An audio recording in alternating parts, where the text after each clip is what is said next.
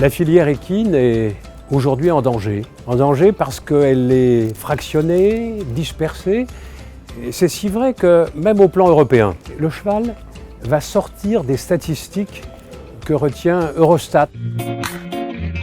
Il y avait ce matin ici au Sénat les représentants de différents pays. Il y avait l'Irlande, il y avait la Grande-Bretagne, il y avait la Suède, les Pays-Bas, la Belgique, la Norvège même. Il serait bon que nous parlions dans la diversité des pays pour essayer d'exprimer un point de vue commun. Et si nous voulons être attendus, nous devons démontrer qu'il y a un intérêt public équin au plan européen. Est-ce qu'il n'est pas possible d'avoir une vision commune et qu'elle puisse trouver à instruire une réglementation identique dans l'ensemble des pays de l'Union européenne? C'est d'avoir des courses transparentes. Il faut que tous les opérateurs contribuent. En Belgique, nous avons un encadrement des paris qui est peut-être différent de celui de la France. So we are actually in favor of the new market legislation. Il faut que la filière hippique européenne travaille sur les mêmes argumentaires, montrer encore l'importance de cette filière par rapport à d'autres jeux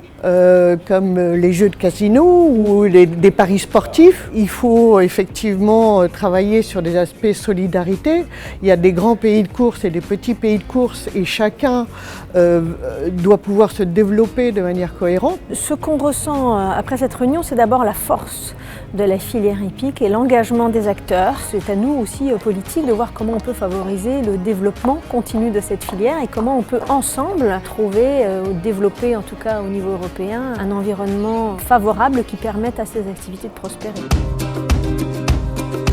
C'est vrai que la France est un grand pays du cheval, c'est un chiffre d'affaires de plus de 15 milliards, c'est plus de 180 000 emplois, et des emplois pour lesquels parfois il y a des marges qui sont très réduites. Donc voilà, la filière elle existe sur les territoires. Je crois qu'il y a une phase de reconnaissance de toutes les opportunités de cette filière et qu'il y a derrière finalement une véritable politique publique du cheval. Donc c'est vrai qu'on a la chance avec Jean Arthuis d'avoir un écho. Qu'on puisse avoir une vision commune, qu'il s'agisse de fiscalité, qu'il s'agisse des règles qui conditionnent le travail, les contrôles qui peuvent être faits quand on organise des compétitions, qu'il s'agisse des attentes sociétales, du bien-être animal, comment réenchanter le monde des courses. C'est ce qui commence à s'accomplir en France avec le comité de la gouvernance de la filière cheval. Nous allons maintenant étudier plus à fond et puis nous allons reprendre ce travail au sein du Parlement européen au niveau de l'EHN, qui est le groupe de réflexion et d'études sur la filière équine.